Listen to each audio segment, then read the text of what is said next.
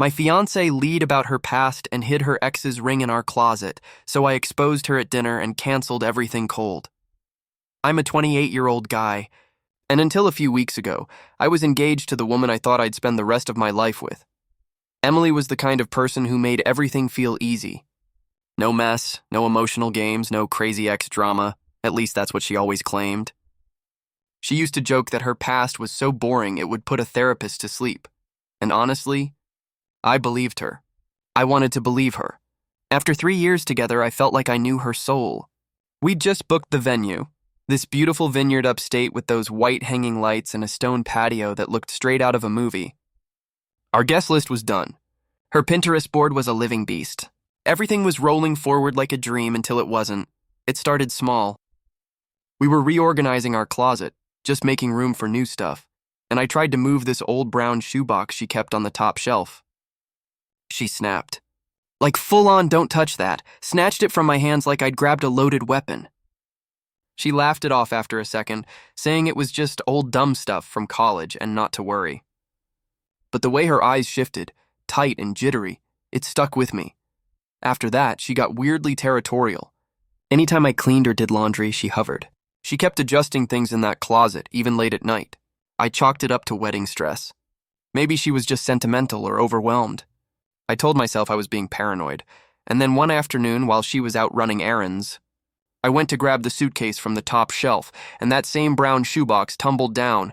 The lid popped open when it hit the carpet, and right there, half buried in a stack of faded letters, was a ring that definitely wasn't mine. My stomach dropped, but I didn't touch anything yet. I just stood there, staring at a life I didn't recognize anymore. I didn't want to believe what I was seeing. The ring wasn't flashy, just a simple, masculine band. But it wasn't mine, and it definitely hadn't been purchased by Emily for me. It had scratches on the inside like it had been worn for a while. Sitting beside it were folded letters, yellowed at the edges, tied loosely with a ribbon like some kind of sad, romantic time capsule. My hands were shaking as I picked one up. The name Adam was written at the top. I didn't recognize it at first. It wasn't a name she'd ever said out loud, not once in 3 years. I opened the letter and started reading, and that's when it hit me. These weren't some ancient high school notes. These were love letters, and they weren't that old. One was dated June 10th. The same week Emily and I took our first trip together to Asheville. She'd told me back then she was finally over her toxic dating phase. Lies, big, bold-faced lies. Each letter bled with affection and yearning. I still dream about you. You'll always be the one I can't let go of. Maybe someday we'll find our way back. I sat down right there on the floor, the shoebox on my lap, my mind spiraling. What was this? A backup plan? A second life? Was I the consolation prize? I looked around our apartment, our framed photos, our wedding to-do list still on the fridge, the invitations we were about to send. I wanted to scream, to throw the ring at the wall, to demand answers right now, but I didn't. I put everything back exactly the way I found it. Letter for letter. Ring included. Tucked the shoebox back in its sacred little spot. Then I sat on the couch, staring at the closet door, realizing I didn't know the woman behind it anymore. I wasn't going to confront her.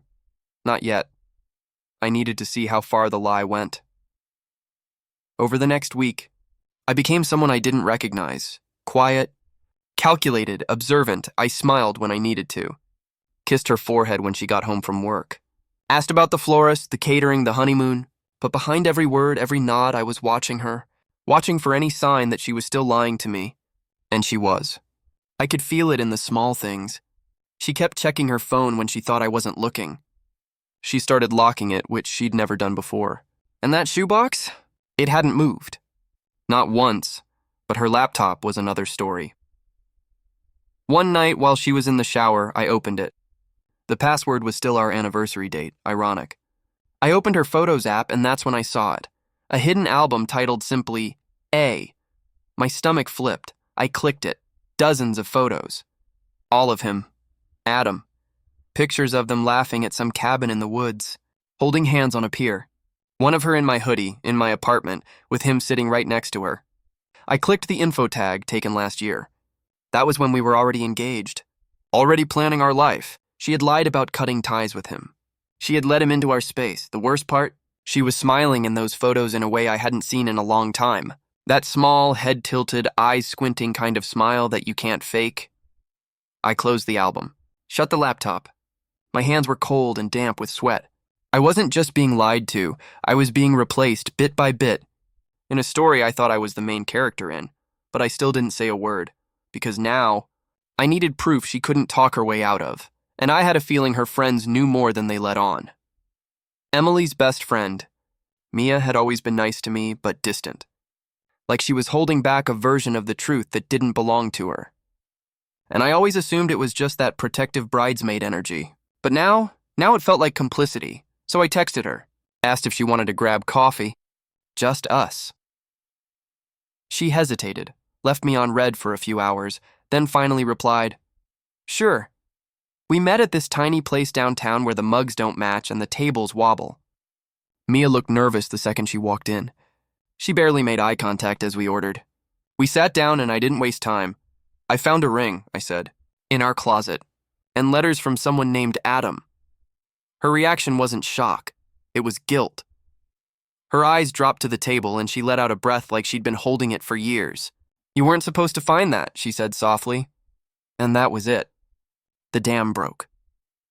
Mia admitted she had begged Emily to come clean before the engagement. That Emily and Adam had a long, messy, toxic history that went way deeper than I knew. They had broken up and gotten back together more times than Mia could count. And yes, Emily had slept with him once after she and I were officially together once. That word hit me like a brick. I didn't ask how or when. I didn't want to know. Mia kept talking, her voice cracking. "She said she didn't want to lose you." But she couldn't let go of him either. "You were the safe choice." The safe choice. That phrase made me want to vomit. I left that cafe feeling like a man who had walked into his own funeral and heard people say they were just glad someone showed up. I didn't go home that night. I couldn't look at her, not yet. When I finally did go home, it was nearly midnight.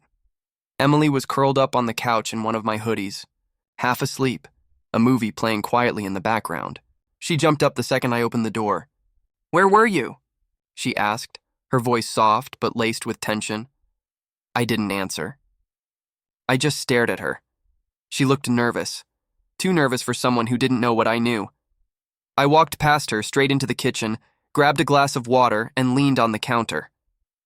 She followed, asking again, more urgent this time. "Are you mad at me?" "What's going on?" So I said it. I found the box. Her whole body stiffened. Her face did this thing, like a mask breaking. And then the performance started. "What box?" she asked. I just raised an eyebrow. "The shoebox, Emily." She laughed. Actually laughed like I'd accused her of hiding a bag of candy. "Oh my God, that's just old stuff. Memorabilia. I forgot it was even there." "You forgot a ring was in there?" I said. She paused. For just a second. That was all it took. Then she flipped the script. "You went through my things?" Now it was my betrayal, apparently. She spun it fast, called me invasive, paranoid, manipulative, said I needed therapy for obsessing over her past. She even accused me of trying to sabotage the wedding. I said nothing. I just let her spiral, let her throw every dart she could find, because what she didn't know was that I had already backed up the photos, the letters, the messages. I wasn't going to argue. I was going to bury the lie with her own truth. But I still had one more place to look before I made my move. Her devices, the ones she hadn't locked yet. The next morning, while she was in the shower, I opened her iPad. She never used it much. It was more of a backup device. And I figured she probably forgot it was still synced to her messages. She hadn't changed the passcode. My heart was already racing before the screen even lit up, and then it hit me. Message after message, blue and gray bubbles stacked like bricks in a wall I'd never seen before. From him. From Adam. The most recent one was from just 3 months ago. "I wish it were still you. I don't feel the same spark with him. Maybe one day we'll fix it." And then the one that felt like a punch to the throat. I kept the ring. "It still feels like home," I scrolled up. Dozens of texts. Flirty, sad, longing. She had poured her heart into these messages behind my back while we were touring wedding venues, doing engagement shoots, smiling for save-the-date cards. My entire life with her was being staged, while her emotional loyalty was somewhere else. With him, I saw a picture she had sent him. Her in our bed, wearing the necklace I gave her for her birthday. I felt physically sick. I sat on the edge of the bed, gripping the iPad like it might explode. The water in the bathroom kept running. She was singing to herself, while I stared at proof that I was just a placeholder in her broken love story. I should have packed my things right then. Walked out, but I didn't. Because now, I wanted her to see what betrayal felt like, not just a breakup. A reveal, a fall from grace, the kind you don't recover. From I wasn't going, to be her clean escape, and I wasn't going. To let her parents smile at me through a wedding toast like none of this ever happened. But first, I had to find out how much they knew. A few days later, her parents showed up at our place unannounced. They'd been planning to come over anyway. We had this family dinner on the calendar to finalize wedding details, but they arrived early, claiming they just happened to be in the neighborhood. I didn't buy it. The timing felt too convenient, too rehearsed. Her mom brought a tray of lemon bars. Her dad shook my hand like I was already his son-in-law. I played along. But when her mom asked to talk to me privately in the kitchen, something in my gut twisted. She leaned against the counter and gave me this warm, tight-lipped smile. I just wanted to say thank you, she said, for loving her. For being patient. She's been through a lot. I stayed quiet. Just nodded. Then she said it. I'm glad she's marrying someone who can give her a stable future. Adam he wasn't healthy for her. I froze. I hadn't mentioned Adam, not once. Not to them. Not to anyone besides Mia. Her mom must have seen the change in my face because she backtracked fast. I mean, she told us years ago that it was over. She said she needed someone different. More dependable, I wanted to scream. Dependable? Was that what I was? A rebound dressed up in a tux. Did you know she still talks to him? I asked quietly. Her mom's eyes flicked away. She promised she ended that, she said. Then after a beat, but even if she didn't, she chose you, didn't she? That's when it hit me. They knew. They knew the whole time. They didn't care that she was still emotionally entangled with someone else.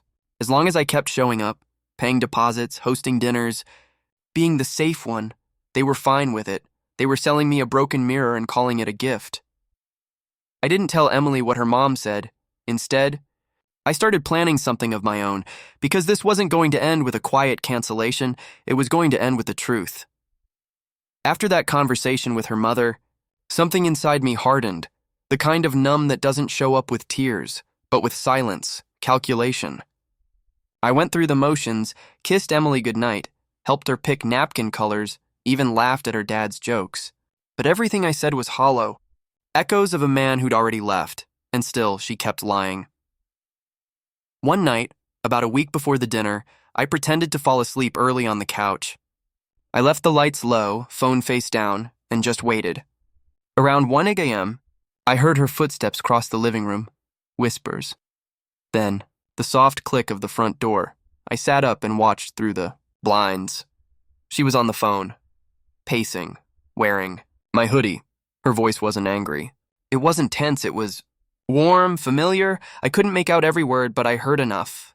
No, I miss you too. I don't know. It's complicated. I wish things were different. I waited until she came back inside, then pretended to stir awake. She jumped a little, smiled too wide, and mumbled something about her cousin having a breakup crisis. Her cousin. The next day, when she left to run errands, I checked the call log on our shared landline. I know, who even uses landlines anymore? But she insisted we keep it for emergency family calls. That call she made? It had a callback number. No name, just a voicemail. You've reached Adam, leave a message. That was it. The last string I'd been clinging to, that tiny whisper of hope that maybe, just maybe, she was confused and scared and trying to move on, was gone. I wasn't just an afterthought. I was a cover story, a prop in her effort to prove she'd moved on, while secretly keeping the door cracked open for him. But what she didn't know was that I'd already started drafting a new kind of script, one with a very public ending. I wasn't prepared for what came next. It was a Tuesday, one of those off days where time moves slow and your gut won't stop humming. I came home early from work. Emily wasn't expecting me until 6, but I'd had enough of waiting.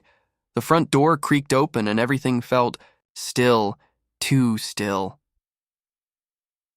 The living room was spotless, but something was off in the air, like it had been disturbed, then hurriedly smoothed over.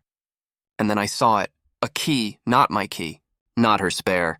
A completely different one, lying on the counter beside an open bottle of wine and 2 glasses, one with fresh lipstick, and she wasn't home. I just stood there for a second, processing. I wasn't angry. Not right away. I was quiet. I checked the wine label. Our wedding wine. The one we'd ordered 3 cases of. She'd opened a bottle for someone else. Shared our future with someone else. I walked into the bedroom, pulled open the closet, and sure enough, the shoebox was gone. But I already had what I needed. Screenshots, voice memos, photo backups, Mia's confession saved, call logs printed, her mom's words still ringing in my head. I didn't sit down. I just waited, standing in the living room like a ghost in his own house. When Emily walked in 30 minutes later, the smile dropped from her face so fast, it was like watching a building implode. She saw the key. Then the wine, then me. What's going on? She asked, her voice flat. I didn't answer right away. Just stared at her, then quietly. Did he come here? Silence. Her eyes blinked fast. Her hands went to her sides like she didn't know what to do with them. She didn't deny it. She didn't confess either. She just cried. But I'd already cried. Alone. In silence. In anger. I was done crying. What came next would be public and permanent. I didn't cancel the family dinner. I waited for it, because some lies deserve an audience. We'd booked a cozy little upscale restaurant, private dining room, soft lighting, fresh florals, the whole staged illusion. It was supposed to be the final wedding dinner, where both families would toast, laugh, and sign off on everything before the big day. I arrived early, brought a small gift bag and my phone, kept it simple. Emily walked in with her usual Showtime smile, like nothing had ever cracked. She wore the dress I liked, kissed me like she hadn't shattered anything. Her parents hugged me. Mine did too. Dinner started with polite clinks of wine glasses and forced small talk. Her dad made a corny joke about the honeymoon. My mom beamed, and then, right as the main course arrived, I stood up. Everyone turned to look. I actually wanted to give Emily something special tonight, I said, pulling the little black gift bag from under the table. Her smile faltered. Just slightly, she reached out for it.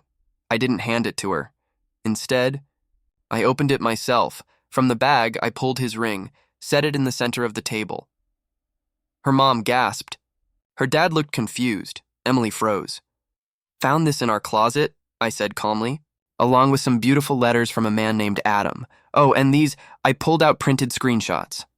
Highlighted texts, time-stamped photos, the iPad messages, the call log, the lipstick-stained glass from our kitchen. I figured it was time we all got introduced to the real wedding party. No one spoke. Her father's fork dropped. Her mother turned red, whispering Emily's name like a curse. Emily started to speak, but I held up a hand. We're done, I said. Not shouting. Just done. Then I turned to my parents. I'll cover the bill. And I walked out, leaving behind a table full of people choking on secrets and silence. The air outside hit different. Cool, sharp, honest. I didn't look back. I walked straight to my car, got in, and just sat there for a moment with my hands on the wheel, letting the buzz of what just happened settle into my bones. My heart wasn't racing. I wasn't panicking. I felt free. The next 48 hours moved fast. I called the venue, canceled everything. The deposit was non-refundable. Didn't care. Called the photographer, the florist, the DJ, shut it all down like flipping off a switch. I blocked Emily from everything. Phone, email, Instagram, even Venmo. She tried to reach out. First a flurry of calls, then voicemails crying and screaming in cycles. Please, I didn't mean to. It was a mistake. I love you. Like, you're throwing away something perfect. Perfect? She had no idea what perfect looked like. She only knew how to fake it. I texted Mia one thing. Thank you for telling the truth. I hope you take care of yourself better than she did. Mia didn't reply right away, but when she did, it was just, I'm sorry. You didn't deserve any of it. Her parents sent a letter through my mom. A letter. Handwritten, as if that softened anything. They said they were disappointed in how I handled it, that I should have kept it private, that Emily was going through a hard time emotionally. Right. So I was supposed to marry into a circus of enablers and trauma and pretend to be the ringmaster? No thanks, I mailed the ring back. Not to Emily, to Adam, no note. Just the ring. He knew what it meant. I didn't want revenge. Not really. What I wanted was something more dangerous, distance, and I had it now. But healing? That would take more time, and time was finally mine again. It's been 6 months, half a year since that dinner, since I dropped the match on everything we built and watched it burn down to ash.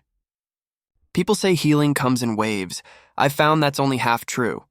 Sometimes it's a ripple. Sometimes it's a flood. And sometimes it's just silence, sitting alone in a room that no longer smells like her perfume, realizing you can finally breathe.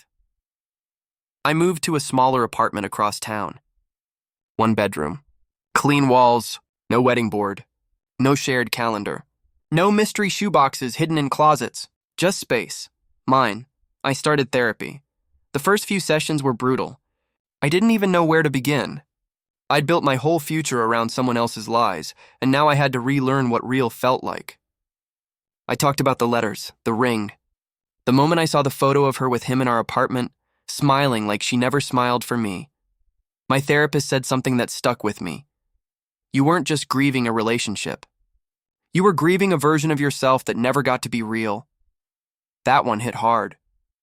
I started journaling, reading, going on long walks without checking my phone every 10 minutes. Some nights are still heavy. Memories sneak in like thieves. But I don't chase them away. I let them sit. And then I let them leave. A few weeks ago, Mia texted again. I saw her. She's not doing great. I didn't respond. Not because I'm bitter. Because I don't owe anyone closure that cost me my peace. There's a different kind of revenge no one talks about. It's not the loud, fiery kind. It's quiet, unbothered. It's standing in front of the mirror and finally liking who's looking back. I may have been her safety net. But now, I'm my own parachute and I'm done falling.